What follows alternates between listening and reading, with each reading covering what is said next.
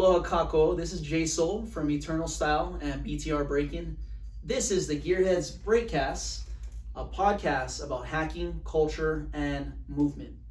Today, we have none other than the lovely, the magnificent Bgirl Logistix. Logan, how are you? I'm good. How are you? Good. I seen you yesterday getting down. I met you for the first time. My ego took a little hit. I was like, we were texting a little bit. Profo hooked us up, and I was like, "Hey, how's it going? I'm JASOUL." You looked at me for a second, like, "Who? Who are you?" I was like, "Come on, man, I've been breaking for a bit," but I got over it. I know you were busy. You had the big Ken reveal. Congrats on that. Thank you. Her face is on the Red Bull can. Be on the lookout at 7-Elevens near you. Super dope stuff. Big for the breaking scene. Like professional sports like NBA and whatnot, they're on the Wheaties box. We got you, we got Victor, we got Ronnie on the Red Bull can. It's huge. So, big ups to that.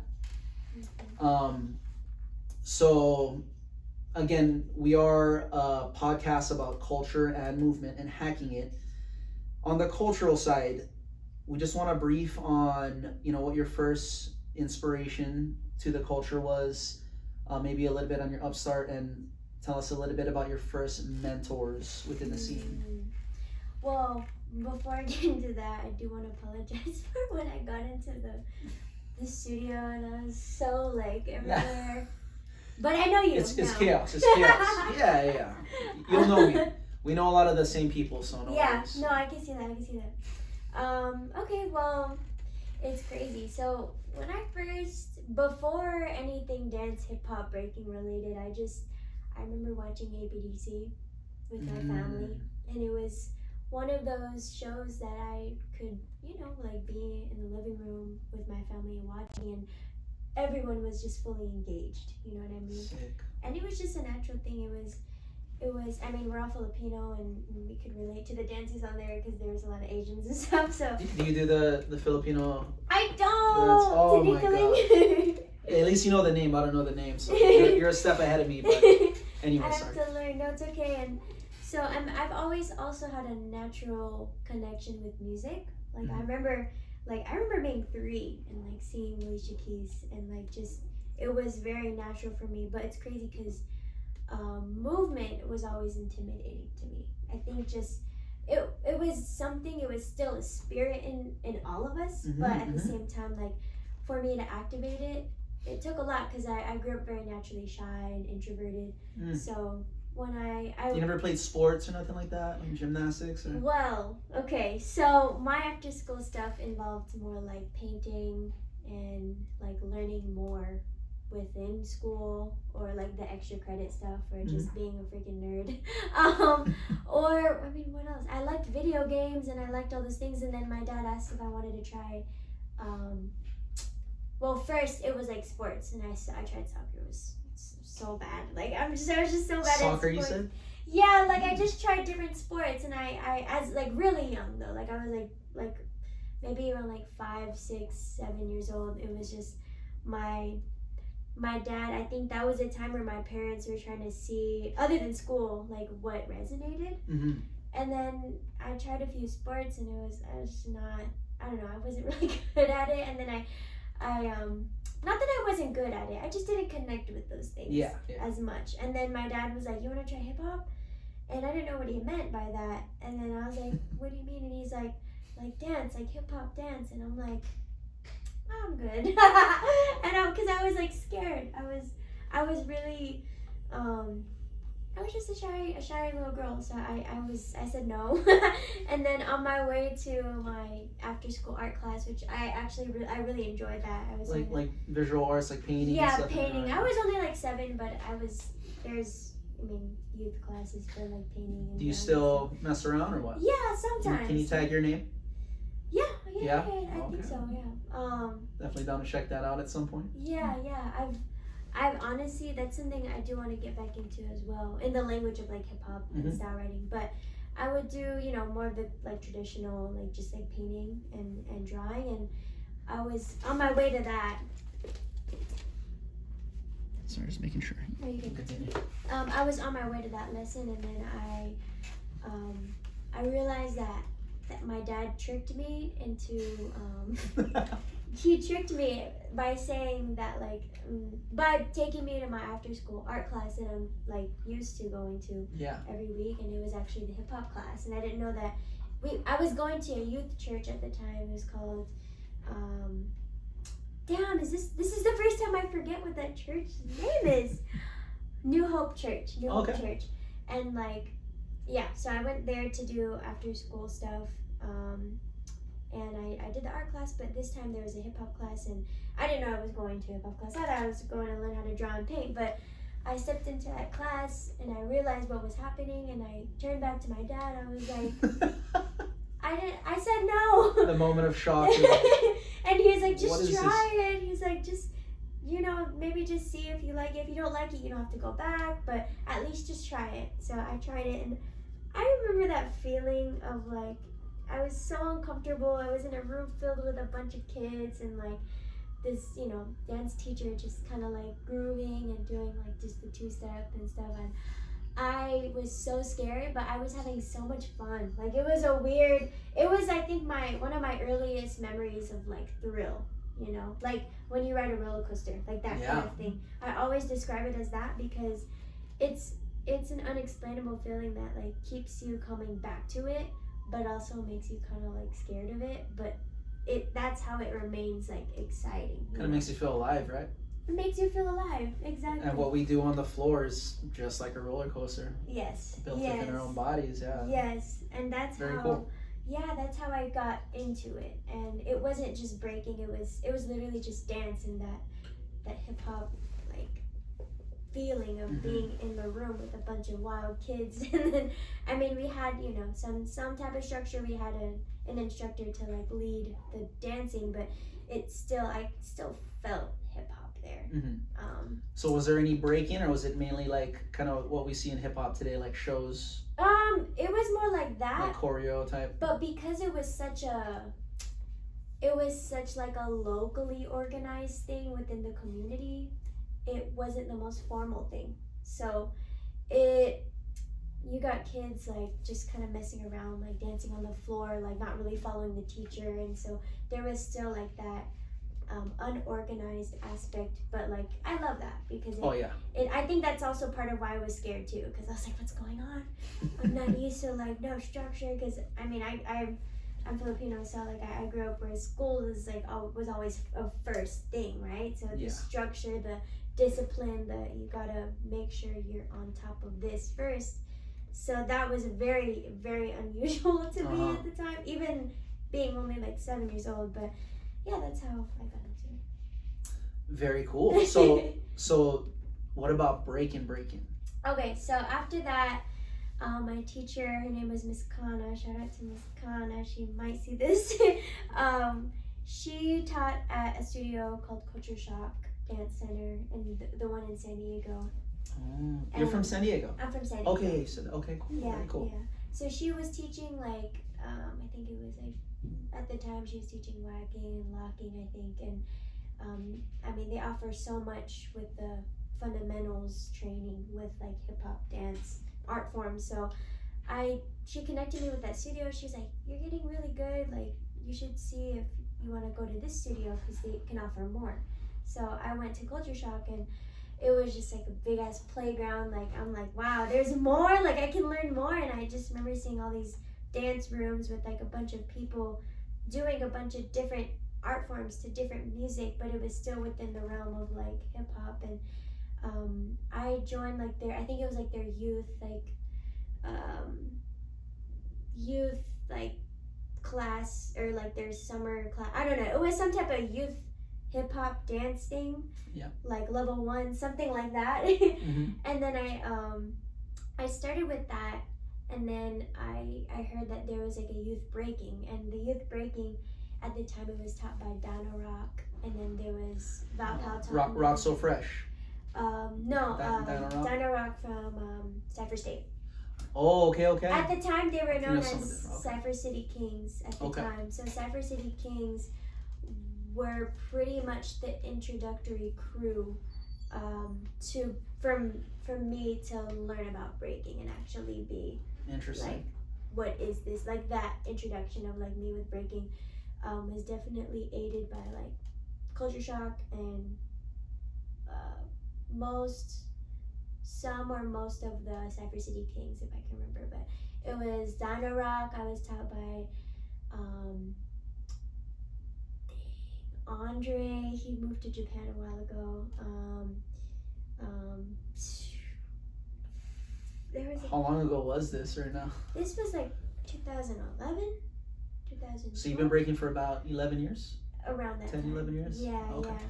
So I learned from Cyber City Kings, and then.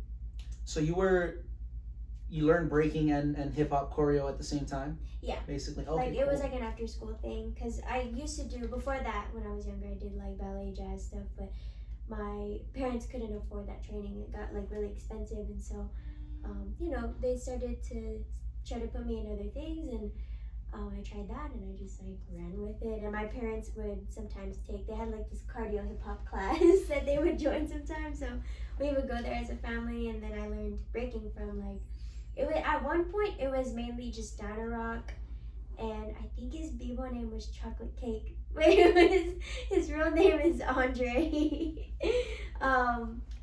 I really hope that was the name. I'm pretty sure. I do remember. It's just, yeah, I'm trying to make sure that that's the right name. But it was them, and then I remember there was one weekend where I went to that the youth like hip hop choreo class, and I saw Bgirl teaching her class. It was another youth breaking class. But that's the girl that was here yesterday, right? Yes. Okay. Yes.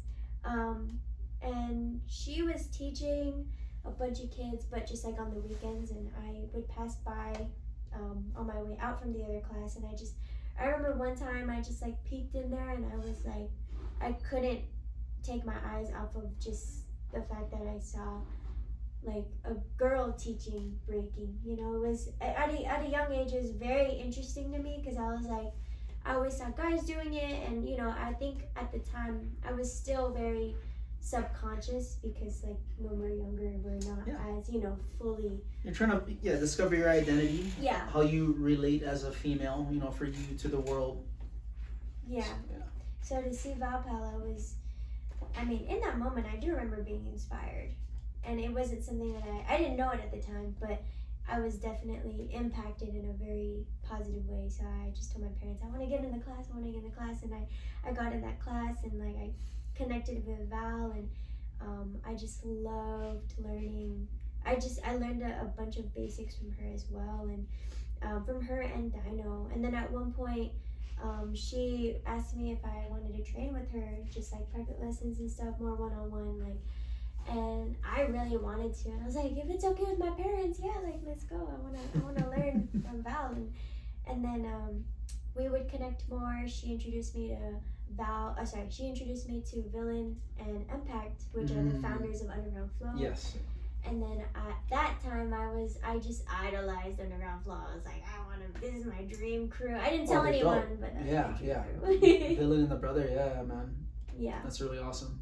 Yeah. That's how I knew of you, from UGF, logistics from UGF. So that's interesting hearing how it led up to that. Thank you for sharing that. It's really cool. It's crazy. I always felt like I belonged in that crew, and I also idolized, and I was always fangirling over like UGF. And then there's this one time where I was training with all three of them and learning a lot from, especially Val, and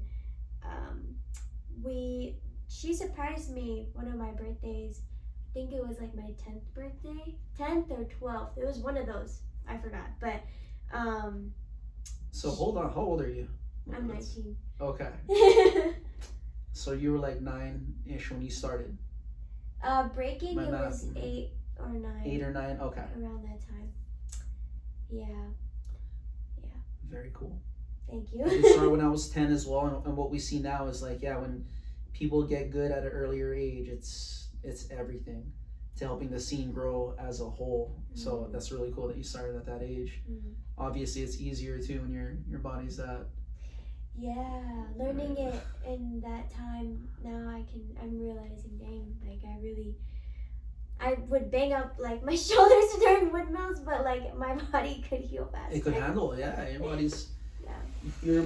you haven't formed your musculature in the basic patterns, which is what we're doing now, sitting down like this, right? Or walking, or you know, if you played sports, running. When we get to a certain age as an adult, our bodies are formed to move like this.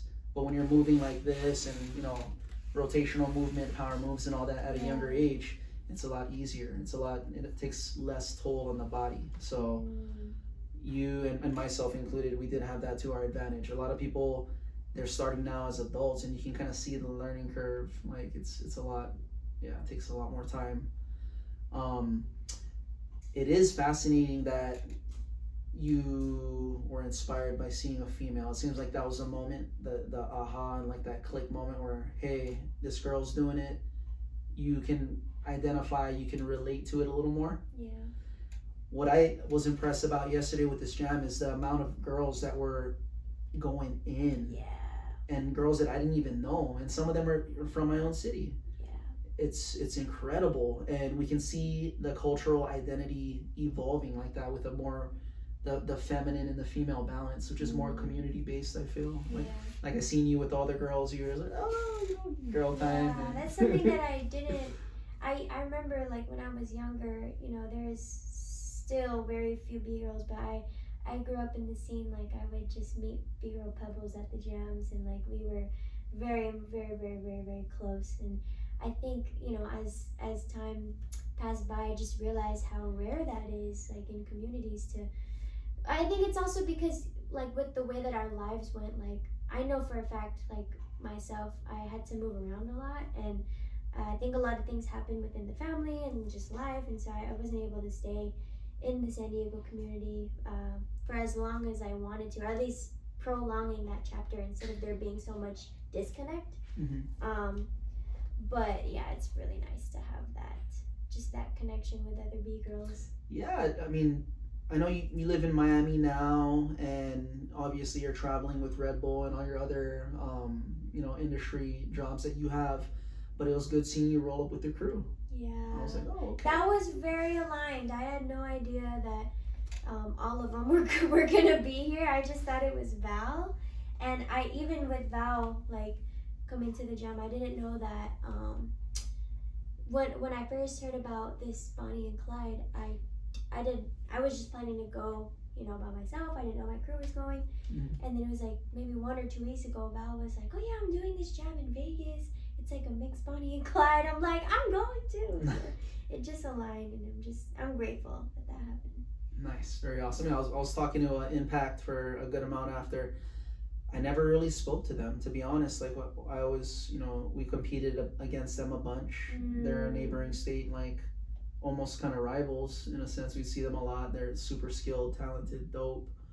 But yeah, cool people. Yeah. Super humble, just like yourself. So thank you. yeah, really awesome. Make sure. Sometimes my memory is like jacked. I have so much content. Okay. So thank you for sharing that about, you know, your cultural connection and genesis. The second question is, you're known to have a holistic approach to performance, to physical performance. I know some of the people that you work with, like we mentioned, Morgan, Dietrich. Tell us a little bit about that. Yeah, so I mean, you said you did yoga yesterday in the Vegas sauna, the Vegas oven over here. The dry oven. Yeah. The air fryer. the dusty oven. So I mean, I'm always learning about how to train and how to practice, how to develop my lifestyle according to like what I do, and it's been a huge learning process because I've been in a lot of different disciplines. Like I used to do gymnastics. Okay. And I've done a lot of dance industry stuff. I've done a lot of choreo training. I've done a lot of fundamental hip hop styles training. I've done a lot of breaking. And so there's... What was the hardest for you? Breaking. Yeah? Yes! More than like locking and... Way more. And gymnastics. I think gymnastics on a physical level, but breaking on like a everything level. Like there's so many things. What events did you do, or like for gymnastics? For gymnastics, well, for women's, it was the standard. It was the uneven bars, floor, vault, and beam. Oh, okay. So before I quit, I was about to compete what would have probably been the very first breaking infused floor routine in gymnastics, and I was only like 14, 13 at the time or something. What do you mean breaking infused? Like you were gonna throw footwork or power moves and some floor work and like freezes and stuff. I think I had like a few top parts. That would have been dope. I know. That was right before I quit because I had to. I was at a crossroads. It was one of those moments. In the journey that I had to pick one, and I chose the dance way, which I don't regret at all. No, obviously not. I mean, now it can. A national product in 7-Elevens. Yeah, that's so crazy. It's crazy. Yeah. But I would say learning from all these different like things, and at the same time too, just I don't know. I've always had a weird natural intuition to my spirit, like even since a young age. Like I remember being 4, picking up the Bible.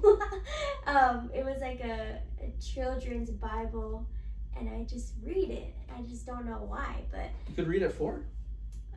It was one of those like super kind of picture based. Yeah. But I still was intrigued, and I don't know why I remember that moment. That might have been like TMI, but whatever. No. We like the TMIs. Just naturally intuitive and in tune with like the spiritual awareness, and I don't know how. And then I've been able to attract people along the way. Like I think connecting with Underground Flow was a huge. It was a spiritual thing as well. You know, like I feel them as we always like would talk and be like, what were we in a past life? We must have knew each other. We must have been some type of like tribe in a past life, and we really feel that and sense that. So I feel like that's what keeps our bond really strong. But sorry, I'm going down that rabbit hole. But back to this. No, it's dope. Thank you. With all those things, it's become a lifestyle now. Because I remember the moment that I was doing like online college. I started homeschool when I was like in 7th grade. So I took this shit seriously from a very early age, and it became my life like really early. Like it became my career was already a thing when I was maybe like 14. I remember there being a crazy shift of like, wow, this is what I'm doing. Okay, let's just roll with it. That's a young age. Yeah. I mean, people go to college multiple times, they get multiple degrees and still don't know what they're doing. Yeah. So that's incredible at 14. Oh my goodness. Like, and I think that's why it's also there's those obstacles, because 14 is only so much. It's very little time like in this life. So it's like with what I've experienced and what I've been able to learn in my knowledge and awareness now, that knowing those things in that time, I'm already here, right? So there's some things I had to kind of learn right here in this portion, and that's still being discovered. And now I'm learning that like that's okay. I think there was a whole like thing with that where I was like concerned about like, dang, I really did this at a young age, but what if I want to go back and do this? Like, no, I'm just that's the good news. You could go back, and I mean, I'm 37, and I feel like I could do anything. I could go to school. I could do whatever I want. Yeah, that's true. Yeah. So I mean, you're 22. I'm 19. No, you're 19. So yeah, I mean, you barely graduated high school, if you even did that. Did you graduate high school? I did. Yeah. So sorry, I was saying how I went homeschooled when I was in 7th grade. Okay.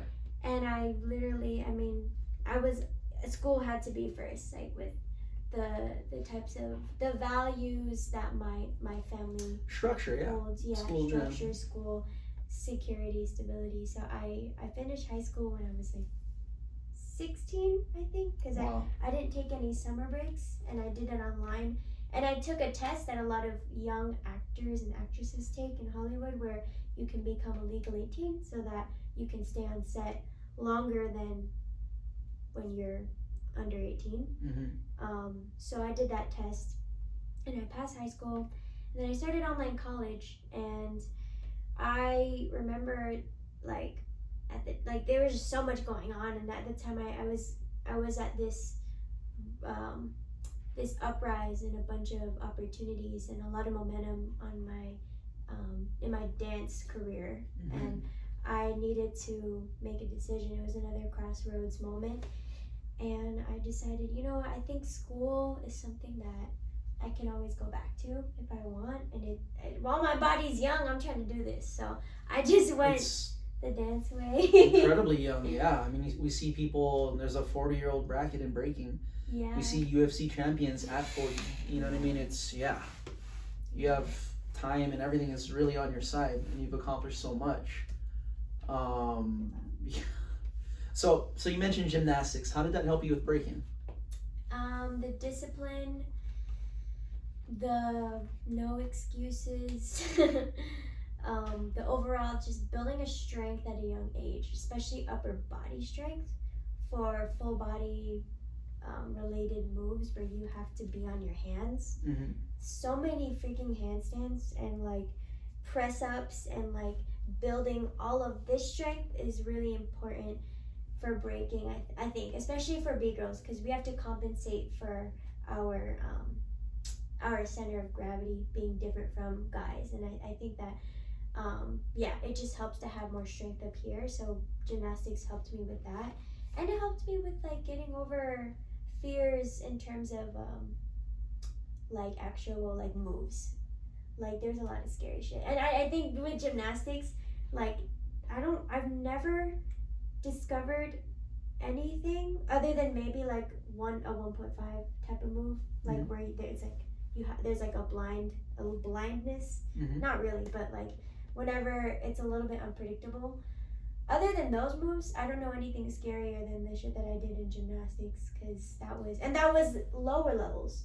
That wasn't even elite. Like that was like just starting to compete on a national level, and it wasn't even at a crazy level. But I was so scared. Like I remember the first time I did a back handspring on beam, which is the thin things, and I remember I had to switch into this mode of like, don't fucking think, you just have to go and just remember everything you practice. You gotta look here, align your hands, and do it as if you're on the ground on the line, like just like you would probably train for it, right, on the ground with a line. Yeah, we did that, and then we worked up from the line to the floor beam. It's a moment of trust, right? Yeah. You're like, oh, okay. Yeah. Do you experience that within competing? Yeah. In these big stage competitions, you're like, oh, okay, now's the time to let go and trust in my training, and you just let go, or? Yeah, it's like that. And has that been a natural thing for you? I'd say more recently, because I'm becoming more self-aware, and that goes back to the holistic approach, because I think like for a long time I focused on a lot of physical training stuff, but once I prioritized the mental training and the spiritual awareness and research and learning, in addition to all of the physical disciplinary practices, it was an all-encompassing thing, and it just supported what I'm doing even more. And it's crazy because the past, like, let's say the beginning of this year, I told myself like I don't want to commit to any big competitions right now, because I just sense that there's things I need to learn right now outside of the competition scene, and that took a lot of trust. But I could see how it's helping me. Even just in the battle yesterday, I just felt more trusting of where I'm at. And the great thing about being brought up from having done gymnastics and just all physical training, which is I think how a lot of breakers come into this, is I'll always have that awareness of what I need to do better on a move skill level, you know what I mean? So now when it's time to let go and just be and just bug out or just have that freedom, it seems more accessible now. You know, there's not as much cloudiness to get there. Mm-hmm. And before there was a lot of cloudiness because I wasn't aware. I didn't know the things that I know. You now. weren't present. I wasn't always present. I was thinking about what's gonna happen, who's gonna win. Thinking about like, am I gonna hit this move? Like, what are they gonna do? And you can see it when people have that mindset. When they're present, they're having fun, and you definitely, you could see it when you were there. You were there connecting. You gave the fist bumps to your opponents. Yeah. It looked like you were having fun, and that's I believe is the longevity within what we're doing here. There is a time to turn it on for sure, and Yeah. Is it harder to do smaller like comps like this after you've won like championships or what? Yeah, I was just talking about this. Oh my God. I give props. I see Victor here and you. I'm like, man, like, how do you guys go from that and coming to this and being really motivated to like kill mode too? Well, for me, there's never like, it doesn't matter if it's a small jam or a big stage. Like, I still want to do my best. Like, I don't really, but that's also something different that for some reason I can't find that as relatable with others as I have thought. But I think it's also like, I never really look at the what's the word, like the external of like what is taking place. I just see myself. I just see what battles I have to get through within whatever moment or situation is happening. I don't really I'm aware of what is, like physically or materially there, but I'm more aware of like my inner battles, which is why sometimes it doesn't even matter. Like yesterday for me, I was more nervous than the freaking world final in Poland because it was an internal thing for me. And that might be confusing for some people, but even for me. Is it just a prep thing though? Like I'm, mentally prepping, like, oh, okay, this is the world final. Yeah, like it was something that it was like, I took time and energy, to prepare, like, for that moment. For this one, it was like, yo, I'm here, and I'm just enjoying community. You could tell. Yeah. It's an important part of the experience of hip hop. Yes. Big time. Yes. And you're celebrating, the can deal too. Yo, and like what you were saying about being in the scene after winning like big competitions, I don't know how it is I'm actually curious to hear how Victor's experience is with that, but for me, like, maybe he's experienced this too, and I'm sure other bakers as well, but it just doesn't feel the same anymore. Like I think having done like the world final and having done a bunch of things on like a larger platform level. Yeah, and especially getting that win. Yeah. I remember one of my first big wins, and I'm coming from the islands where I never thought like I would, have done what I've done. The first win, I got this this chemical release that was like no other, almost like a drug. Yeah. I can't imagine winning the world, finals as a one-on-one, the feeling and the feeling of that. How do you go from that to coming to something and it's like trying to turn it on like that? Well, when the stakes aren't that high and you don't have the energy from all the elements of a big stage comp. Yeah. It's crazy because that part is not. It's not that's the challenge. It's more like when I come into any battle, I know how to like switch it. Like it doesn't matter if I who's across from you. It doesn't matter what the song is. Yeah, like I'm at that point where I know how dope. to like switch it. Just because like I did the world final and I've done so many battles and I've battled some of the like in my opinion some of the scariest people to battle in my generation, and I've been able to learn about that mentality and also just life in general. Like I think about my toughest life moments. I'm like this battle does not compare to like those, Wow. you know, those things. So that's where I pull from, and I'm able to just be like, look, it's time to go. When it's time to go, it's time to go. And sometimes it's gonna be hard to get out of my mind to get into that, but I know that as a performer, as a professional, like I know how to do that. But when it comes to like these community events, I always strive, like I always look for the community. You feel me? Like when I come to these events, when I go to a world final, I'm there to fucking smoke everybody. Yeah. But when I go and you know, after get dinner after everything's done, like, hang out, go walk the streets of Poland and sightseeing and everything. But when it comes to community local jams, like I don't know, I feel this void because I'm not it's like when I go from that to this, it's like I want to feel like how I did as a little girl growing up in these events. Mm-hmm. And there's something there that I think I need to internally heal through, but I feel it's like this weird disconnect because I'm not the young up and coming logistics anymore. Like I am like logistics, and people don't treat me the same as they used to, or people don't look at me the same as they used to. And so and I'm all this is happening and I'm still very young, and I'm like sometimes I just want to be a young Bgirl in the scene, and just for people to know like I'm still learning, I'm still human, and all these things, you know? Do you trust that you're a good person? Yeah. That's all. Yeah. Yeah, it seems like a lot. And fast. Since you were 14, right? Yeah, 14. So, it was just like, and then like. So how do you decompress? By doing the holistic approach, doing the spirit. Yeah. You said the spirit, the mental as well, mental training, physical. Yeah. What are some of the things you do for each? Like, could you give us for your spirit? What do you do for your spirit? Yeah. What do you do for your mental? Well, the crazy part is like everything is connected. But if I were to try and pinpoint like what correlates to what, You don't have to. I mean, I would love to hear what's connected and give us the.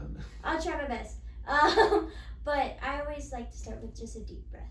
Like if something's overwhelming or if I need to recenter, I just try to like be here, and like I just already feel like a lot better just by breathing, because that's where everything starts. That's the first thing we do when hopefully when we're born. Yeah.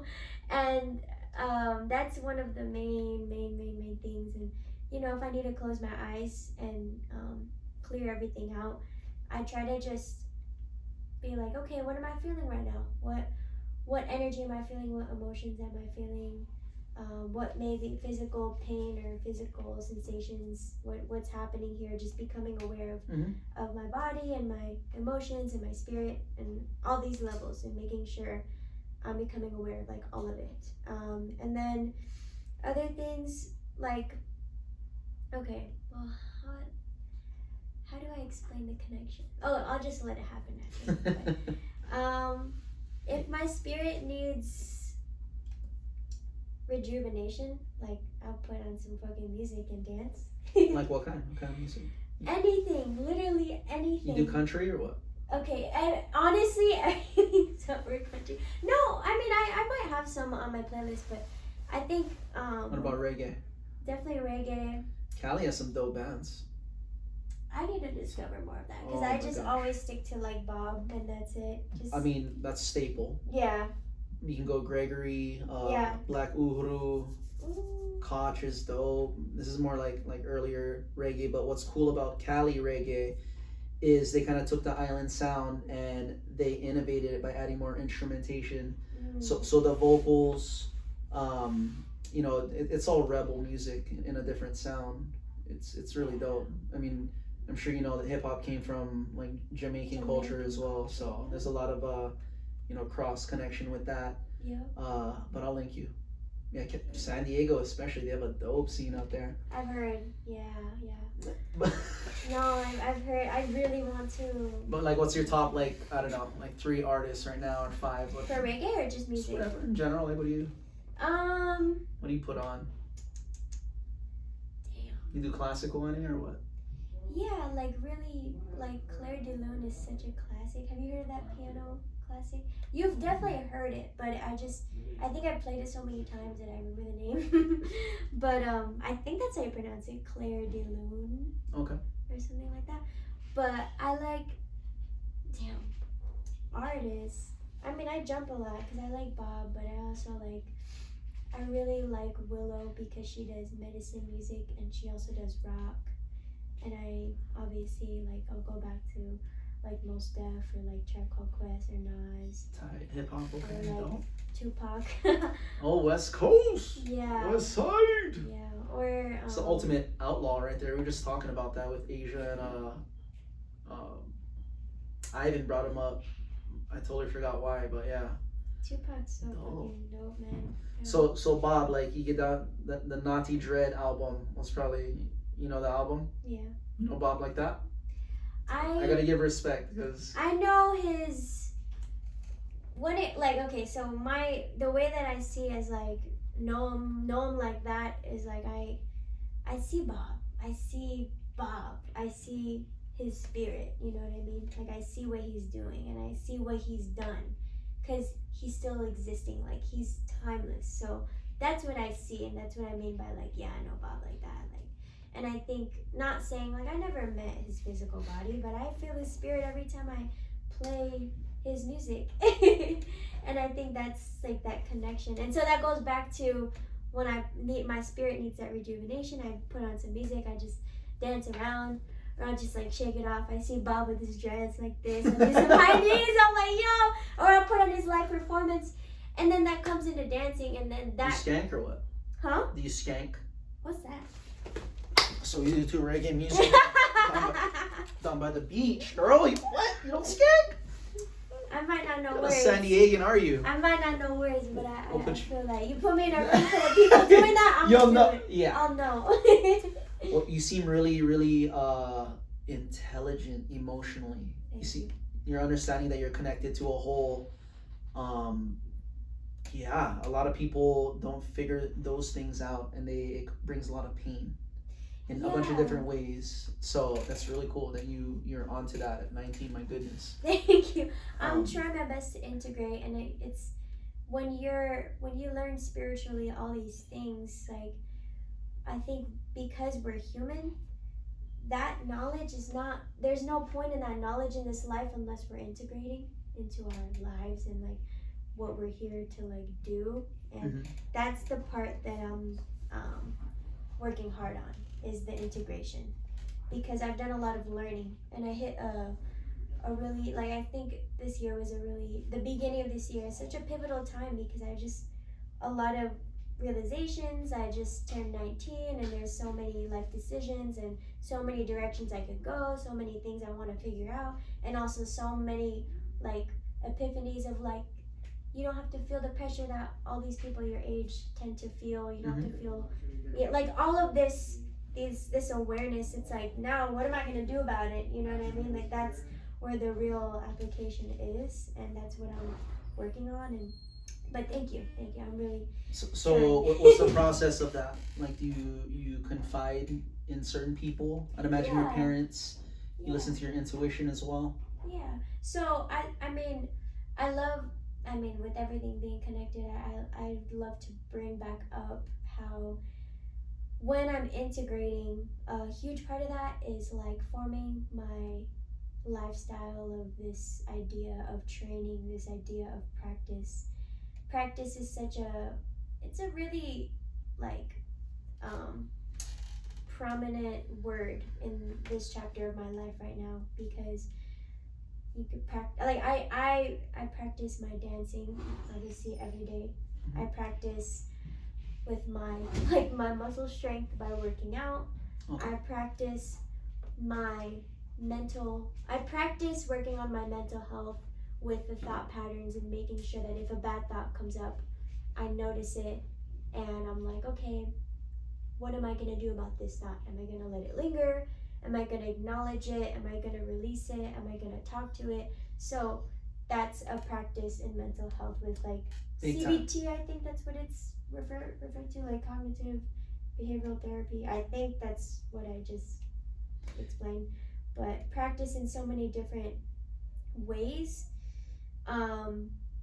That's my integration right now. That's my current gem that I'm just like trying to like just do every day is practice, because if I have this awareness now, I'm learning new practices, so I have to just do. I just have to practice it, and then naturally like trust my intuition, so that the more that I trust it, it'll just align with everything that I'm already doing.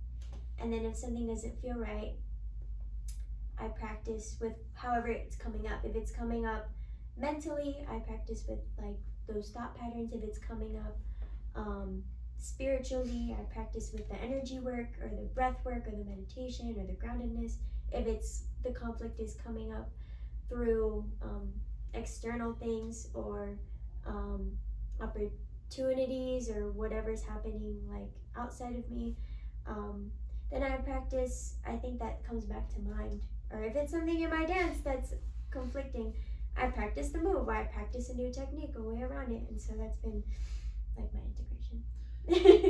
Yeah, that's an awesome way to kind of view it and perceive like what you're doing, because it is a daily thing, but to view it like a practice, like, oh, okay, this isn't something that's haunting me, it isn't out of my control, this is just a practice, understanding that that's a reality that we operate under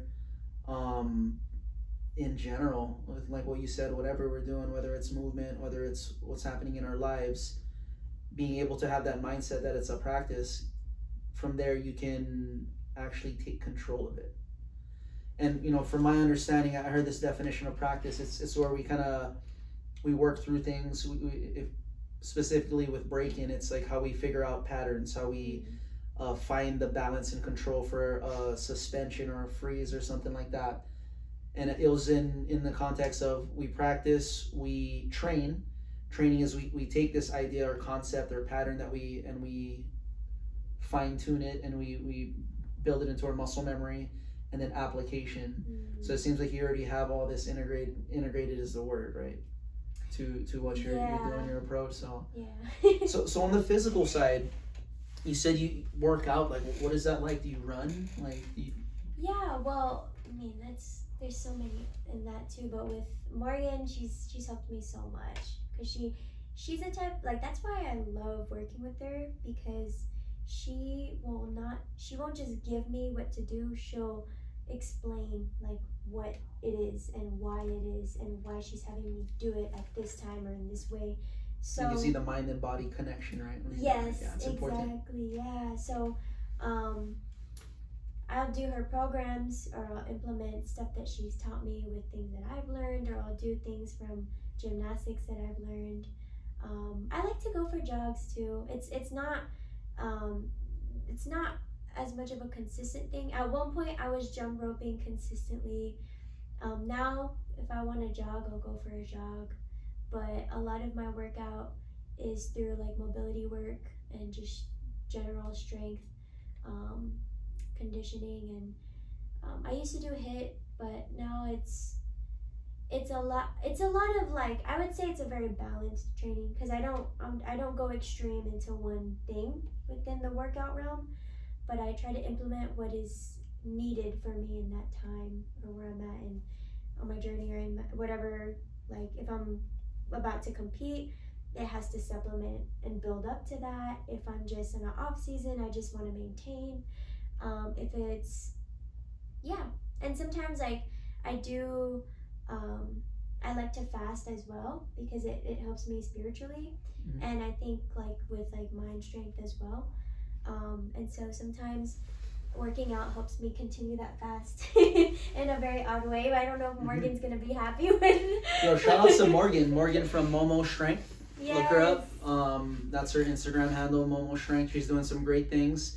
She is certified and understands kinesiology, and has been working with world champs. So yeah, shout out to her. Look her up. Yeah, so it sounds like you have the system, and it's really cool that you fast. Yeah. I spoke to a professional boxer recently, and he told me that's what he does in the off season. Yeah. It resets his body on a cellular level. It really does. Yeah. Shit keeps scaring I know. me. It's alive. Yeah. There's live bulls in here, by the way. I don't know if you knew that. Yeah, they're in the back there. Cool. So, how do you feel like it's helping you? Like, I mean, you're 19. You've been performing all your life. Is throwing in these extra types of training, like, you know, mobility. I presume you do weights, like free weights and loaded stuff too. Yeah. Do you feel the difference? Is it helping you out with your current movement base? Is it helping you get new moves is it opening things up for you? It's helped. So I didn't see that shift until I started working with Morgan. Sick. And I think it's because the application and how I was doing it, it wasn't suiting to the progression and timing of my training at that time before Morgan. So it wasn't complementary. It was effective, like it got me, you know, stronger, and my stamina was somewhat better, but it's like I wasn't recovering enough. I was burning out every single workout. I was just, I did it. It wasn't suited for specific movements. Movement patterns, yes, it's important. Yeah. Like what we spoke about, like if we sit and we walk and we've never braked and we're adults, our bodies and muscles are formed to make our bodies do this here. Exactly, yeah. Not this, not that. Yeah, you know. It's rotational. Yeah. Rotational, big time. Yeah. And it's science is what it is. Yeah. Fitness, breaking, it's all science. It's all trial and error. Seeing, a lot of the times it takes banging your body to figure out how to do it the right way, how to, you know, position your body, how to transfer your weight, all those things. So yeah, that's really cool that you're working with somebody who understands the body at that level and has the tools and, you know, the different types of, she's showed me some squats and like some kettlebell stuff. Yeah. I'm interested in what she's doing for sure too. Yeah, like she's helped me prevent so many injuries and recover better. Would you suffer from injuries or? I used to, like when I first, around like 14, 15, when I started with that momentum building up, and I was traveling a lot more, I was doing a lot more consistent battles and competitions, and I had like this really bad like knee thing where it would pop out and back in, but oh my gosh. Yeah. I mean out and in. It just felt, okay, from the feeling, it just felt like it would just out like this way. Your kneecap?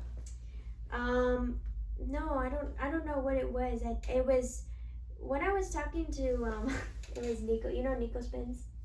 Yes. So yeah, from California. Yeah. Mm-hmm. He's also Underground Flow.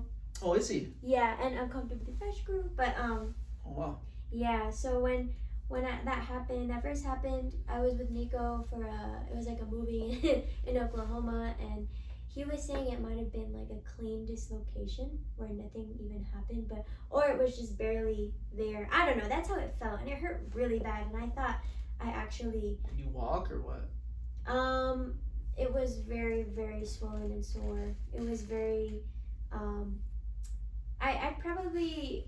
Like, Did you had range in extension and flexion all the way? No. After that, it was like this. It was literally like that. It was stuck. It was stuck because it was really painful to bend it, especially back. But luckily, I got like X-rays and stuff. Nothing was really bad, but it was just a constant problem. And it's funny. My mom and my sister also had a similar issue with their knee. So I just strengthened, like Morgan had me strengthen my hips and basically all the muscles to support this. Around it, exactly, everything. Yeah. And ever since then, I just never got any. Well, the good news is we have genetics on our side. I did go to the Philippines a couple years ago, and what we're known for is our legs. Not me, but all my siblings, they just got trunk legs. But everything takes place like this. Yeah. You're at the market, you're exchanging. And that's what Morgan has me do. And that's why everything's connected, because culturally, what do? We Asian squat. But that ends up being your sumo squat. Yeah, you know what I mean? And then it's just like, everything is truly fucking connected. And that's how I have a holistic approach. Okay, makes perfect sense. I'm sorry, I might have to go. Yeah. Let's wrap this up. You're good. I'm so surprised my camera still has. Okay. So, Miss Logistics, what do we see in the future for you right now? You said you mentioned Crossroads a bunch. I'd imagine there's a ton of opportunity. You just got your face on the can of Red Bull. My crazy. goodness. Like, I don't know. Give me like the next 3 months, 1 year, 3 years. Like, what do you see and what's happening? I see myself like just shining a light at the Olympics, whatever that Olympics. looks like. Yeah, I want to go there to be a light for myself and for the community, and to be there with the community in such a very powerful time. And it took me a long time to get to that decision, because I know how much that's gonna take. I know how I have an idea and a sense of what that means for my journey and the trajectory of where things can go, depending on like what I choose, or I guess what I've already chosen. But Olympics, most definitely. And Sick. Wow. More art. I was wondering about that. Because I know we have all these names already thrown out with the Olympics, but do you have an invite or? No, there's how does that- qualifiers next year from what I saw on the. Oh, okay. actual It wasn't. No, the Alabama one. Mhm. I don't think that's in direct connection to the Olympics. Mhm. I think it's within the realm of like getting used to the event, the system, making sure that the parties are working well together. You don't cite me on this information. That's just what I think was happening. No, you got the ins. I believe everything you're saying right now. Yeah. So the qualifications, from my understanding, don't start until September 2023. Oh, good to know. So you're That could- prepping now for that. You gotta be, right? Yeah. I know. Yeah. I mean, everything that's going on, a lot of people are prepping. So wow, Yeah. incredible. Yeah. So that's, and I'm like, I'm gonna do this shit my way. I'm not gonna do it like, I do it for the community always, but I'm not gonna do it for other people in the sense of like, I'm not gonna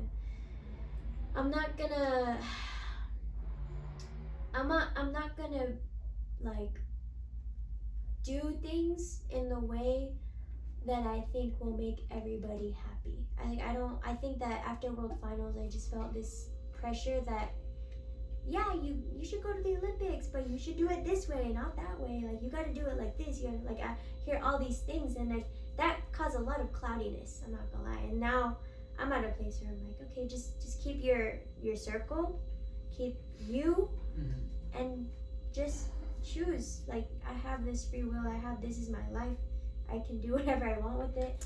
And so that's why I was like, I'm gonna fucking go for that because I want to. I'm trying my best to make sure that it's just this tunnel vision. You're doing it for the right reasons, yeah. Yeah, exactly. Like, I don't want to do it for, like, I don't want things to drift me away from, like, it's still gonna go there, but I'm like, I'm doing this, this is my feet stepping in front, like, my left foot, my right foot, like, it's not gonna be, like, all these things. No, like, let me do my thing, yo. Like, and I know people try to help, and people do have some weird agendas or motives as well, and so that's why this is a time of like, and I sense all these things, you know. So, and that's another, like, that's why being spiritually, that's why I was explaining like earlier when I was younger, like I've always felt this just empathic senses that like I've been, you know, given since an early age. And it's not just me, there's a lot of people like that, especially in this time now, you know, like we're really evolving as a species. So like I feel a lot when it comes to this time, but I'm like, now that I have a deeper awareness, I know what I need to do, you know, and why. And that those answers came quicker than expected because we're in such a powerful time, like in humanity and on Earth, in breaking. So I'm just like, this is what I gotta do. This is what I gotta stay true with. And that's the bullshit I need to block out or transmute, you know? Yeah, it seems like you're surrounded around the right people as well. Yeah. And that's the main thing. Whether or not someone's method is correct, having the support, it'll it'll correct itself. It'll find its way to where it needs to be in the right way. So if you're vibing with your squad right now, whoever's helping you out, that's definitely the way to do it. Regardless of, you know, like, I'm sure you're getting approached by a lot of people. So yeah, I admire that. That's really your emotional intelligence from what you explained from a younger age. That's the supreme intelligence, not so much right here, right? Even the, you know, like the ancient civilizations knew that, you know, the Egyptians, they would throw the brain away and they would keep the heart. And there's even science on that as well. Like, you feel it, plants feel it. Yes. When you see plants in homes that, you know, people are angry all the time, they don't live. Exactly. But the ones that you have owners like combing it, Exactly. talking to it and whatnot, It's very healthy. It's vibrant. Yeah. they feel it. Yeah. Living cells feel the energy that comes from the heart. So it seems like, yeah, you're definitely onto something. I look forward to seeing you win the Olympics. Thank you. You have me and Profo's support. Thank you. 100%. Thank you for your time. Thank You want to give any last shout outs right here? We gave UGF, we gave Underground Flow, Momo, Debo. I want to shout out Breaking MIA. Breaking MIA, of course. That's your new fam, yeah. Yeah, I want to shout out my family. Yeah, just shout out to the community, you know, for being exactly what we need to be and just hanging in there in this really crazy time, because I know it's like a lot for everybody and we're all involved in it in different ways, but it's really cool to see that this is still, that spirit still lives, you know, despite this commercialization. Hip-hop still lives, so that's amazing. And you represent both sides of it. It's incredible. Cool. Thank you. Yeah, thank you. Thank you. Wow.